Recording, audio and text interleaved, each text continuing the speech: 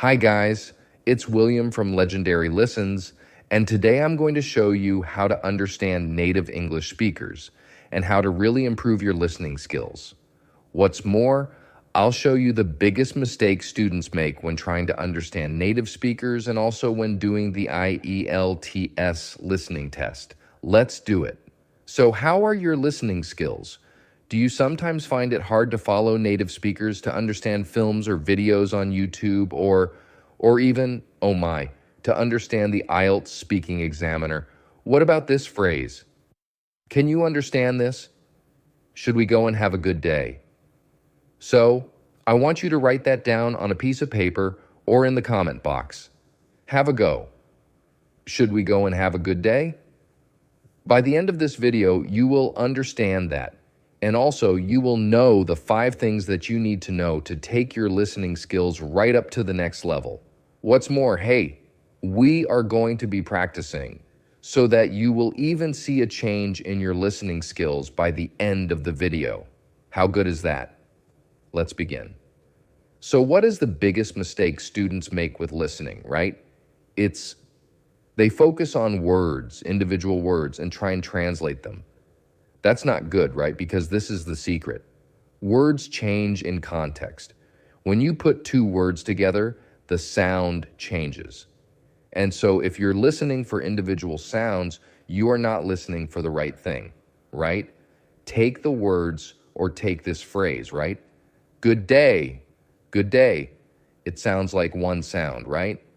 Good day, but it's 2 words, good day. But we don't say good day in good day and good day. No, we say good day, good day. We drop the D, so we drop sounds. We drop vowels and consonants when words come together, right? For example, an excuse me. We don't say that. We say excuse me, excuse me. The ek disappears. We drop it. Excuse me. Shall we go? Shall we go? Shwi is actually shall we. The all we drop. Shall we go? We even drop words, right? It's fine. It's fine. It's fine. So we drop vowels, consonants, and words. How on earth are you going to understand? Well, knowing that those sounds disappear when you put words together, then it's going to help you. Let's look at another thing that happens when you put words together. We link sounds, right? Have a goes together. Have a, right? Have a good day. Have a good day. You see? Sometimes when we link words, we actually add another sound that you don't write, okay? Go and is gowan. There's a w, we add a w. How mad is that? Go and gowan, and the D drops. So just to confuse you, we add a w and we drop the duh. Go and see. Go and see. Go and have a good day. Go and have a good day. Get it? Put that all together, right? Should we go and have a good day? Should we go and have a good day? That was the phrase at the beginning. So we've got all these things. We add sounds, we link things, we drop things, boom. Not only that, right? We also stress certain words. We reduce some words. We add intonation. We add rhythm and tone, not forgetting. So it makes it more difficult. So knowing all of this can help us listen and understand better. I'm going to show you all of these in a bit more detail. We're going to practice them so you can develop your listening skills. Just a small note, I'm not encouraging you to speak like this yet. This is a higher level of speaking, and if you can, fantastic. But our focus today is on listening and being able to recognize and notice these sounds. So as you start listening more and more, you become aware of them and you understand the sounds rather than focusing on those individual words and translating, right? So let's get going. So I'm going to look at 5 things, okay? Word stress, chunks, weak forms, contractions, and connected speech, which cover all of the aspects we've talked about. Let's begin with word stress. Actually, grammatically, this is sentence stress. It's the words that we stress in a sentence. Okay? So for example, can you spot and tell me which words I am stressing in this sentence? I'd like to get a ticket to London. I'd like to get a ticket to London. Like, ticket, London. I'd like to get a ticket to London. What about this one? Can you pay by cash? Pay? Cash? Can you pay by cash? Okay, so when you are listening to stuff, focus, first of all, on the stressed words, because those are the ones that carry the main meaning. They're the most important words. Typically the noun, the verbs, the adjectives, the adverbs, the bigger words, right? Pay, cash, you can understand. Can you pay by cash? Two more examples. Again, pick out the words I stress. You should have asked, I would have been happy to do it. Asked, happy, do. You should have asked, I would have been happy to do it. Or, that's fine. I didn't want to trouble you? Fine. Trouble. You. It's fine. I didn't want to trouble you. Okay, so picking out those stressed words. Great. So here's a quick tip for you. You should be doing two kinds of listening, right? Intensive and extensive. Intensive is very short audio clips or video clips, maybe up to a minute, where you are analyzing specific things. Extensive can be 20 minutes, 30 minutes, an hour watching a film, listening to a podcast where you're just exposing yourself and following the general idea, okay? You need to be doing both kinds. When you're doing intensive listening, one exercise is to focus on the words that are stressed. So listen to the sentences. If you have the tape script, transcript, you can underline the stressed words or make a note here or on paper as you listen and focus on the stressed words because they carry the meaning. So when you're doing IELTS listening for gist, for the main idea, the stressed words are the main ones, right? Can you pay by cash? Pay, cash. That's all you need to know. You don't need to be focusing on every word. Okay, dokie, moving on. Secondly, chunks. Chunks are really important, right? You remember at the beginning of the video I said, good day, good day, good day. Have a good day, right? Have a good day is a chunk. It's a piece of language where we take the sound of that language and we focus on the sound. Have a good day, right? I don't know how many words that is. Have a good day, it's actually 4, but what's in my head is the sound. Have a good day. And you'll notice most grammatical forms are really chunks, right? I'd like to get a ticket to London. I'd like to. You can actually practice with me. I'd like to, and really write, I was going to say your ears. Close your eyes and really listen to the sound. I'd like to. That's what you need to get. The same with I should have. I should have called before coming, right? I would have. The same. I would have. So listen to those sounds. Can you help? Can you come? Can you give me? Can you? Get the sound, okay? Others, very common. I want to. I didn't want to. I didn't want to. Notice here, I didn't. The to, I dropped it. Drop the to. I didn't want to. Want to. Want to. I dropped the T. Oh, you've got the D here, the T here. I didn't want to. I didn't want to. Try it. I didn't want to. I didn't want to go. I didn't want to come. So start training your ear to pick out these sounds or these chunks, right? The secret is chunks. Most idiomatic expressions are chunks, right? It's a piece of cake. I don't know how many words that is. It is a piece of cake. That is just one sound. It's a piece of cake. It's a piece of cake. It's a piece of cake. It doesn't matter, right? Notice again, the t drops. It doesn't matter. It doesn't matter. So your grammatical structures and your idiomatic expressions are mostly chunks, and this is what you need to be listening for. Excellent. Moving on. How good is that? Now, talking of the gym, the Fluency gym. When you go to the gym, you see some people who are really strong, right? Now, what's the opposite of strong? The opposite of strong is weak. It's the same with language and words. So many words in English have a weak form and a strong form, right? Particularly the small little words in English, okay? Have a look at these words. How do you pronounce them? Well, I don't know what you said, but I'm guessing you said for, to, do, are, you. Now that's true 10% of the time, right? That's the strong form. And we use that when we stress the word, right? It's for. No, for example, who is this for, right? Who is this for? Who do I give it to? You stress the word and it's the strong form.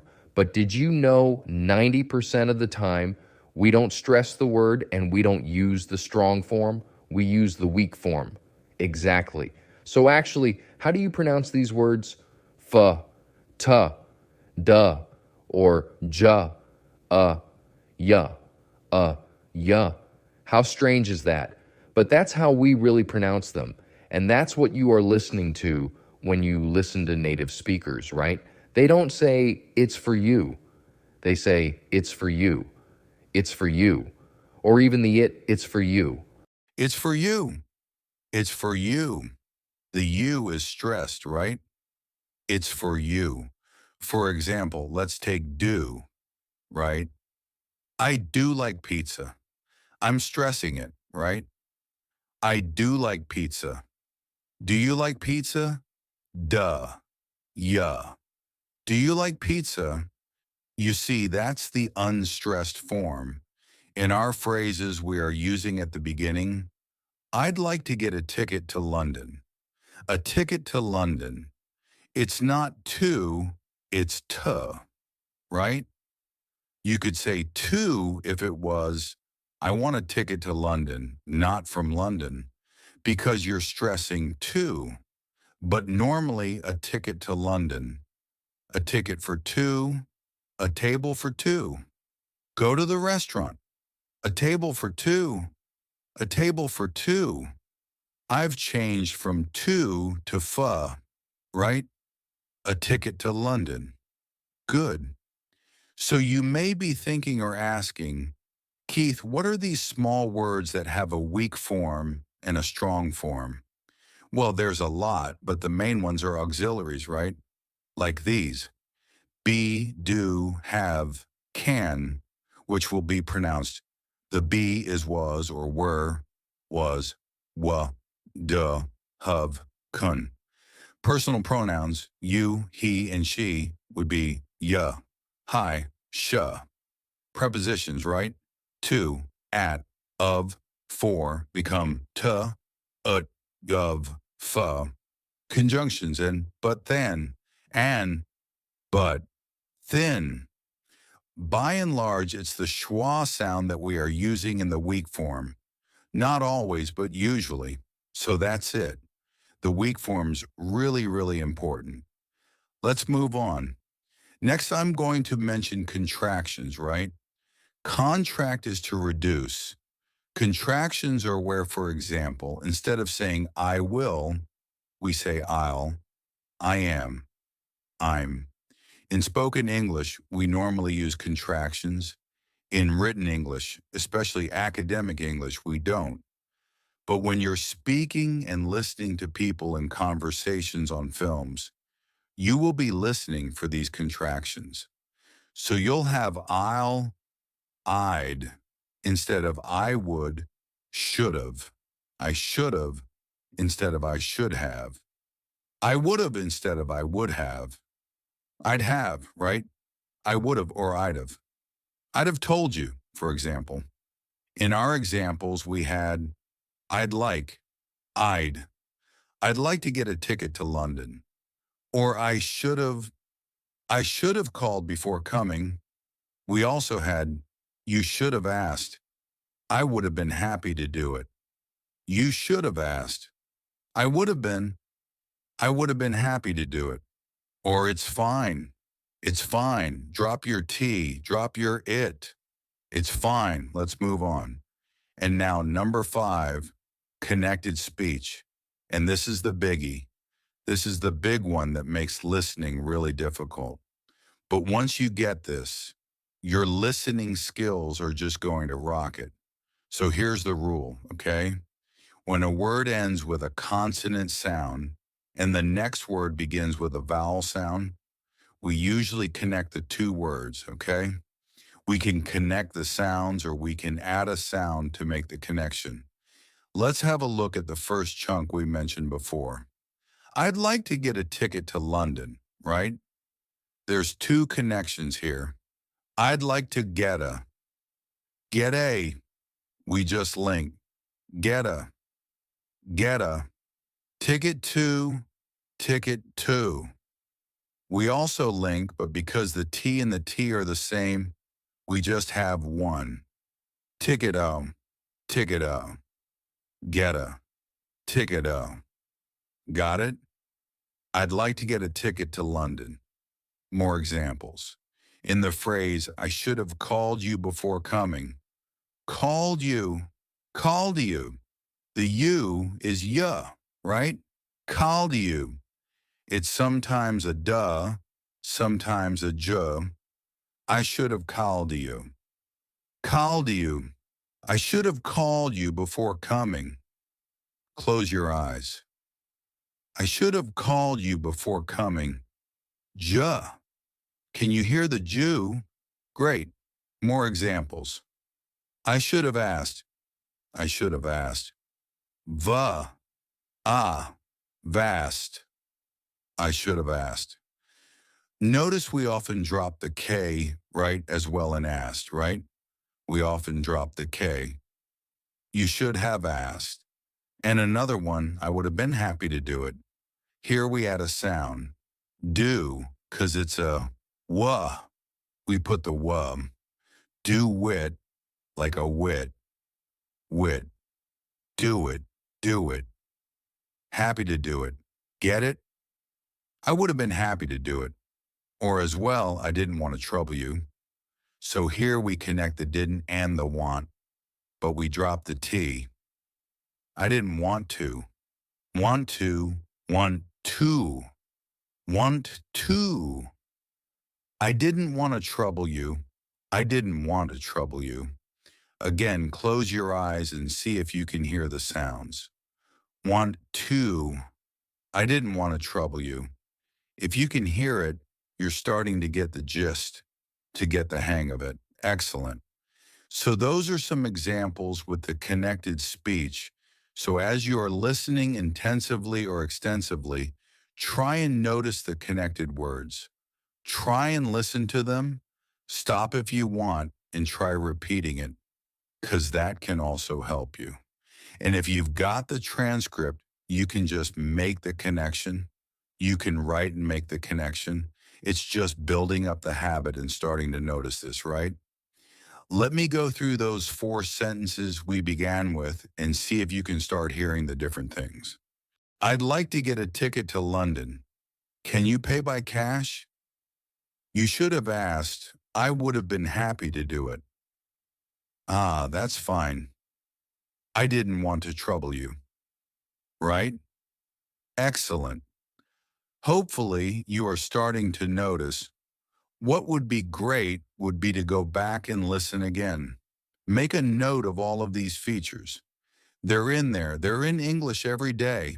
And all of this will help you understand native speakers much, much better. And it's the key to your success in the IELTS listening, right? So as I began, should we go and have a good day? Shall we go? Let's go and have a good day. Just before you go, though, I hope all of this helps. If you want more practice or you want more details about listening skills, follow the link below to the website. There's a whole article with more information. Go and check out the Fluency Gym, great for your listening and your pronunciation. If you like this video, go and check out my online course. It's on Udemy, IELTS Speaking, Get IELTS Speaking Success. It will really help you level up and get ready for your speaking test coming up soon. It's been a pleasure being with you as always today. Do take care, stay safe, and I look forward to seeing you in next a new video, new ideas. Take care now.